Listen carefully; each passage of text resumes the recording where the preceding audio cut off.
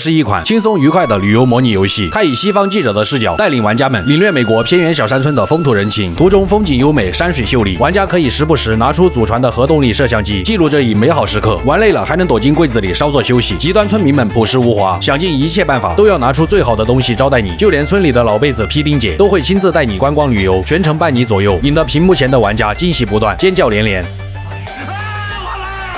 然而，就是这样一个热情好客的极端之村，却在西方记者到来的一夜之间，便遭受了灭门之祸。那么，究竟是什么原因造成了如今这副局面？今天，狂魔就来给大家讲述这款休闲游戏的天花板《逃生2》。 故事源自一场神医用剖腹产拯救了一名怀孕少女的谋杀案。记者林和她的摄影师丈夫布莱克为了报道这一桩令人小脑萎缩的案件，于是乘坐直升机来到了位于亚利桑那州的印第安保留地上空，准备前往他们即将坠机的地点。在路上，布莱克做了一个奇怪的梦，梦里他回到了儿时曾与妻子林一同就读的学校，在衣柜的照片里还有另一名叫杰西卡的女同学，三人一直都是纯洁的三角恋关系。然而最后布莱克还是和林走在了一起。就在布莱克看着熟悉的学校回忆过往的时候，杰西卡却突然出现在了他的身后，随着一股不明液体席卷而来，布莱克也从梦中惊醒。然而，就在夫妻二人准备拍摄的时候，一阵白光猛然亮起，受到干扰的直升机瞬间失控，径直向着地面坠落。好在他们还是顺利的抵达了坠机点。当布莱克从昏迷中醒来，身边只剩下了祖传核动力摄像机，还在默默的陪伴自己。他检查了一下塞满全身的电池和绷带，便来到了直升机残骸面前。然而，坏消息就是妻子林不见了踪影，看样子应该还活着。好消息就是布莱克很快便找到了不小心把自己绑在树上的驾驶员，看他现在狼狈的样子，应该不太方便回答问题。毕竟还是找到妻子林要紧。布莱克顺着小路，很快便发现了一处风景秀丽的村庄。可能是因为太晚，怕吵到邻居的原因，个别村民只能用眼神表示欢迎。毕竟来都来了，布莱克也只能先把这里当家一样，自己随便逛逛。村里虽然略显破旧，但村民的朴实却是实打实的。他们甚至贴心的为牛牛盖上了被子。这股扑面而来的质朴气息，让布莱克不由得热泪盈眶。奇怪的是，经过布莱克一番探索，发现这里的村民都是虔诚的极端教徒，并且家家户户都有一张身形微胖的极端神父肖像。他们都对极端神父所说的话深信不疑。极端神父似乎将所有的孩童都视为带来世界末日的恶魔，所以布莱克在这个村子里从未见过一个活蹦乱跳的孩子。很快，布莱克见到了神父忠实的信徒皮丁姐马尔塔。一看皮丁姐的气质，就是那种当机立断的人。而此时，热情的极端村民们也发现了无家可归的布莱克，他们本想一拥而上，把布莱克请回家中做客，但之前导致直升机坠毁的白光却又再次亮起。在白光的影响下，村民们全都不由自主地陷入了痛苦的幻境之中。好在也算是躲过了村民的极端招待。布莱克再次一路跟随极端神父的广播，来到了一处应该比较正规的教堂。踏入教堂那一刻，布莱克便隐约听到了妻子林的叫声。林似乎正在解释自己的身份，但极端神父却根本听不进去，甚至怀疑林的体内藏有恶魔。布莱克一听，这还了得，于是立即开始在教堂内搜寻妻子。好在林找到机会跳窗逃跑，正巧看见这一幕的布莱克也立即来到了妻子林的身边。由于这个村子实在太过热情，有些社恐的夫妻二人便打算赶紧离开这里。但就在离开的路上，林捂着肚子，显得痛苦不堪。布莱克本想询问神父对他做了什么，林却是什么都不愿说。与此同时，神父通过极端扩音器通知全村，经过他亲自检验，发现了林竟然怀有身孕，并声称林腹中的孩子就是恶魔，而那个造成这一切的奸夫正是布莱克。对于这个意外收获，毫不知情的布莱克显得异常惊讶。本以为会是一场惬意的自由行，却没曾想竟然变成了全村都想对他们掏心掏肺的好。夫妻二人很快就被极端村民拦住了去路，毕竟双拳难敌四手，布莱克只能眼睁睁看着妻子林被按倒在地。关键时刻，另一伙装扮怪异的人出现，将这些极端村民永远的打晕了过去。他们是一群反对极端宗教的极端异教徒，异教徒首领名叫瓦尔。瓦尔见极端神父想要除掉林腹中的孩子，那么作为一名合格的极端异教徒，自然就是保全林腹中的孩子，并且得到这个孩子。至于布莱克，瓦尔的态度就像小嘴抹了蜜一般，让布莱克尝了一些甜头，还安排手下赏了他一拳头，随即便带着林扬长而去。妻子一夜之间离奇怀孕，信奉极端宗教的村民又在村里围剿自己，如今又出现了另外一伙极端异教徒。眼前发生的一切尽管令布莱克内心恐惧无比，但为了救回妻子，他还是选择毅然决然地继续深入村庄内部。面对四处搜寻自己的极端村民，身为最强摄影师的布莱克也决定不再躲躲藏藏，因为他的手中还有一股神秘的力量。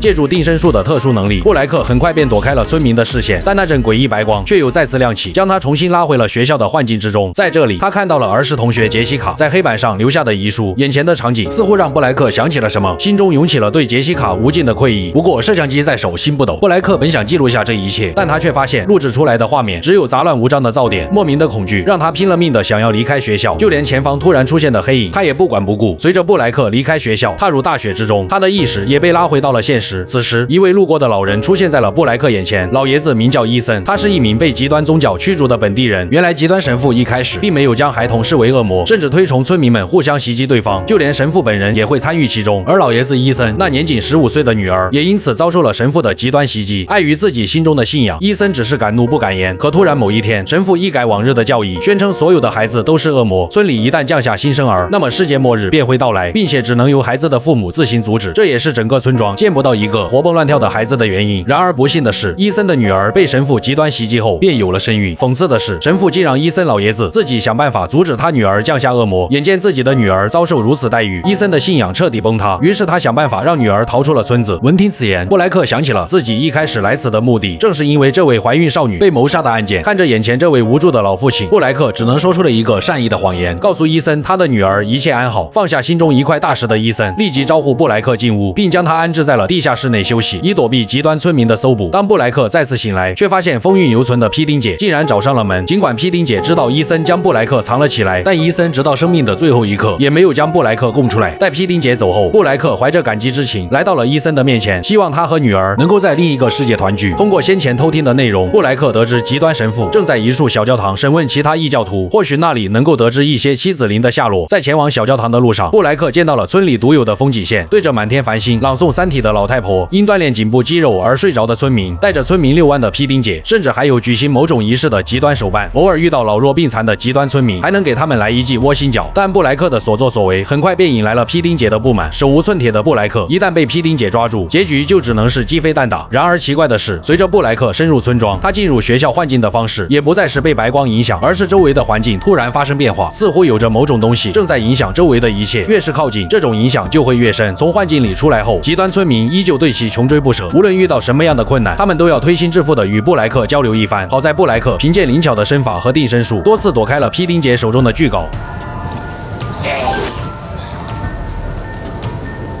这一路上也算是有惊无险，布莱克很快便来到了小教堂，而教堂内则有一个被捆在木轮上的男人，他是异教徒，潜伏在极端宗教的内间，结果不幸被极端神父发现。没等布莱克多做询问，教堂外便传出了声响，布莱克只能赶紧躲进一旁的忏悔室。下一刻，极端神父便带着内间的妻子走了进来。为了从内间手里得知异教徒首领瓦尔究竟把灵藏在了什么地方，神父甚至当着内间的面折磨他的妻子，并且不断声明灵腹中的孩子就是世界毁灭的根源，他将在黎明前生下孩子，一旦孩子出世，那么世界末日就会到来，所以神父想尽一切办法都要阻止孩子降生。眼见妻子遭受折磨，内间心底的防线彻底崩塌，将异教徒首领瓦尔藏身的矿井位置告诉了神父。这对内间夫妇也终于得以解脱。将这一切都看在眼里的布莱克立即开始寻找前往矿井的路。明明妻子刚刚才莫名怀孕，结果发现竟然还有意外惊喜，这才几个小时就要生了。尽管神父口中的话有些匪夷所思，但现在还是得先找到妻子要紧。在接下来的路上，布莱克不断解开各种机关谜题，皮丁姐依旧不离不弃，说什么都不让布莱克走，直到吃了一记窝连脚，这才老实了不少。而他也很快发现了远处的矿井入口，可就在布莱克试图穿过一座独木桥时，一股妖风却裹挟着密密麻麻的蝗虫向他迎面撞来，导致布莱克失去重心，跌落到了脚下的山谷中。好在下方密集的树枝救了他一命，而山谷里的景象相比于热情似火的村庄，则显得冷淡了不少。这里的人仿佛像是有什么大病一般，抱着布莱克那就是爱就一个字，我只说一次。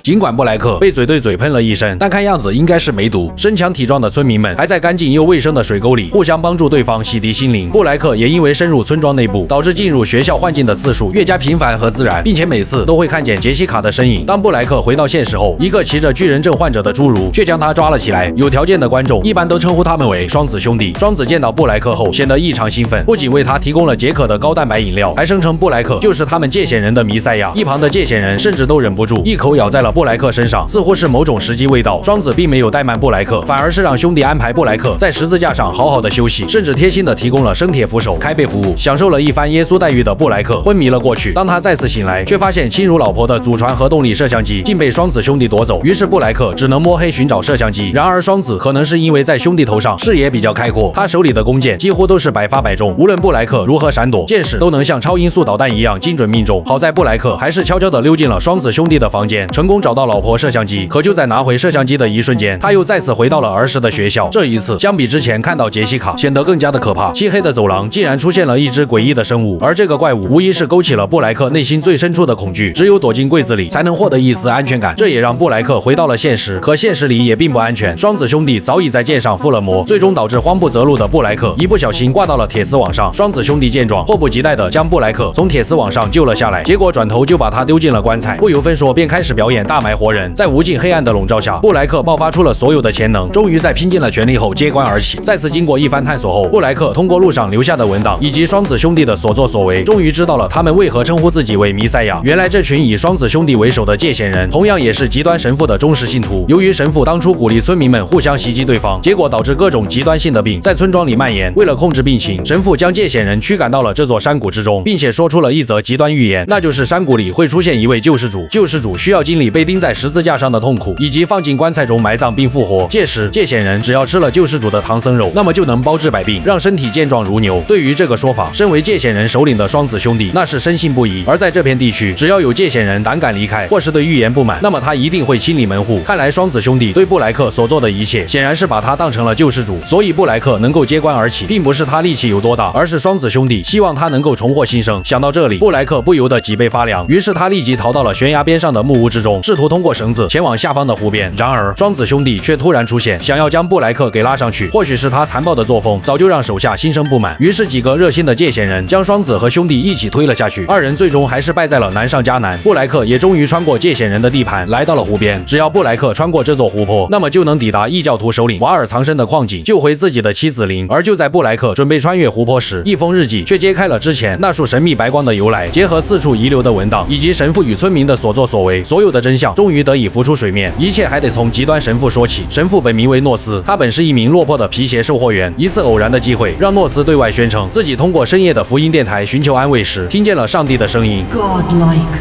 诺斯称自己是上帝派来的先知，是能够阻止世界末日的存在。凭借这个自己都深信不疑的说法，诺斯开始传播起了极端教义，并且有了多名极端信徒。但他的做法却是鼓励信徒之间互相进行极端袭击。由于他的行为太过于猖狂，所以遭到了美国派出所的严厉打击。然而不甘心的诺斯决定东山再起，他带领一群漏网之鱼，深入荒无人烟的沙漠，建立了一个以袭击对方为乐，并与世隔绝的村庄。然而这种极端的生活方式，却因为神秘白光的亮起，变得更加极端。与民同乐的诺斯神父同样也是如此，他开始不再鼓励村民互相攻击对方，反而是禁止村民们传宗接代，并且声称村里下一个出生的孩子将会是带来世界末日的恶魔。如果村民家中还有孩子，那么就得他们父母亲自动手，以阻止世界末日。而异教徒首领瓦尔原本也是一位极端忠实的信徒，但瓦尔当时却养育了数十名孤儿，再加上他本身没有生育能力，所以当神抛弃这些孩子的时候，他也会义无反顾站在孩子这一边。于是瓦尔带领着与自己有同样想法的人，成立了一个新的宗教，这才导致极端宗教将他们称为异教徒。可瓦尔终究还是逃不过白光的影响，最终他口中那满满的全是爱，也演变成了更为极端的袭击。那么这个白光究竟是什么？这里就不得不提起布莱克每一次陷入学校幻境后，只要是他用摄像机录制出来的画面，结果都是没有任何内容的噪点，但这些噪点里却藏着一个重要的信息。没错，噪点里隐藏的图案正是穆克夫公司。在前作中，穆克夫公司想要创造一种适用于战争的纳米兵器，但想要成为承载纳米兵器的宿主，就必须历经足够多的恐惧和极端体验，所以他们研制出了一种名为形体发生仪的仪器，来激发被实验者心中最恐惧的事情，用以寻找纳米兵器的宿主。而这个实验便被称为瓦尔里德计划。然而穆克夫公司的野心可不仅限于此，他们甚至还想进行大规模的精神控制。于是穆克夫公司便盯上了极端神父建立的村庄，因为没有什么比一座与世隔绝的村子，并且信奉极端宗教的村民更适合实验的地方了。而接下来穆克夫公司便与极端神父一拍即合，在村子附近建造了一座大型信号塔，其功能便是一个能够大范围影响周边人群的形体发生仪。所以每当信号塔发出信号时，便会产生刺眼的白光，距离越近，其产生的影响就会越深。至于为什么受到白光影响的布莱克会回到儿时的校园，那么就得从布莱克每一次进入幻境都会见到的杰西卡说起。杰西卡本是布莱克和琳在儿时最好的朋友，但杰西卡却想成为布莱克真正意义上的好朋友。于是杰西卡趁着学校放学的机会，将手无缚鸡之力的布莱克带进储物室，想要与布莱克玩一下过家家。但布莱克的心里却始终忘不了琳。面对这坚不可摧的三角恋关系，杰西卡只能暂时作罢。他拉上布莱克的手，准备离开学校。此时天色已晚，屋外大雪纷飞。飞。本以为学校里早已空无一人，但就在他们路过音乐教室的时候，音乐老师劳特神父竟然正好逮住了私会的二人。见到神父的杰西卡显得极为不自然，甚至有些难以掩饰内心的害怕。神父的举动也显得奇怪异常，他要求杰西卡与自己回到教室，并且让布莱克先回家。见眼前这两个学生有些抗拒，神父竟然威胁他们，如果布莱克不离开，那么就把二人放学不回家这件事通知双方的家长。神父也不管杰西卡快要崩溃的情绪，直接把布莱克赶出了教室。他要好好盘问一下布莱克对杰西卡做了什么。出于对老师惧怕的心理，布莱克只能眼睁睁看着神父关上了教室门。他应该不会有事吧？带着心里的愧疚和不安，布莱克向着学校大门走去。然而就在即将离开的时候，他的身后却响起了杰西卡的尖叫声。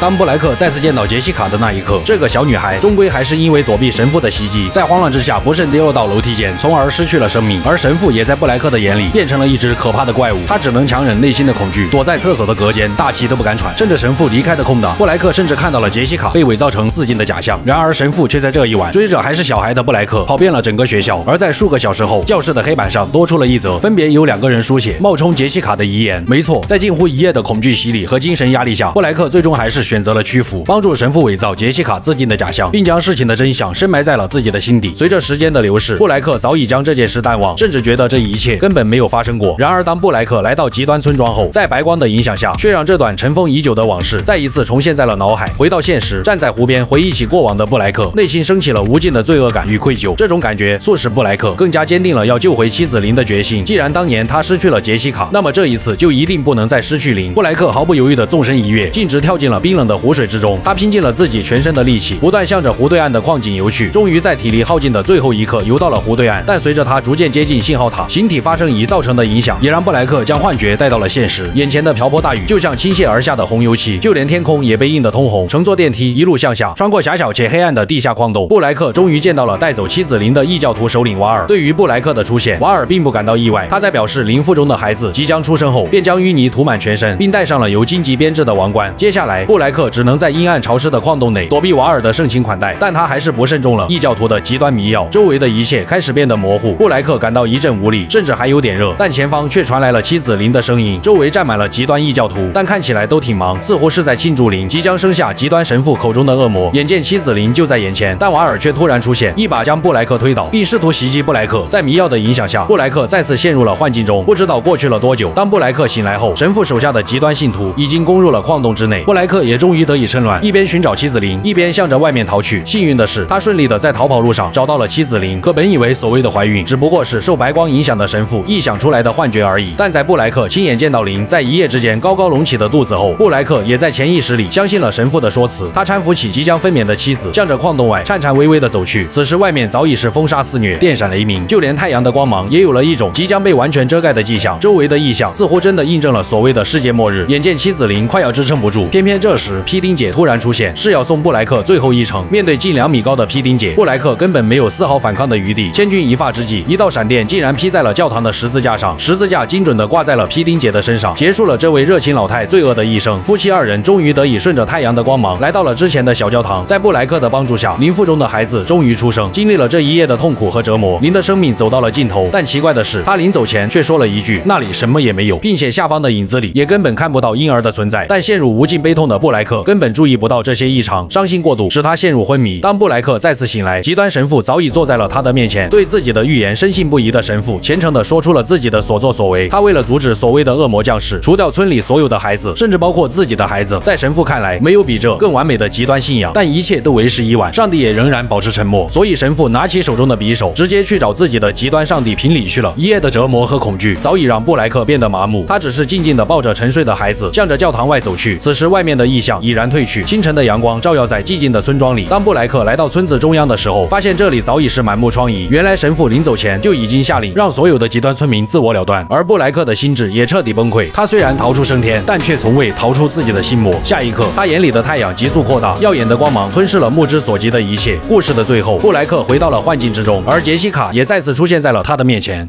Don't worry.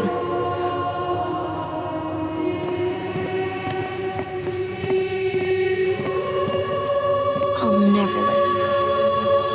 You never let me go. 我是修边黄魔，咱们下期再见。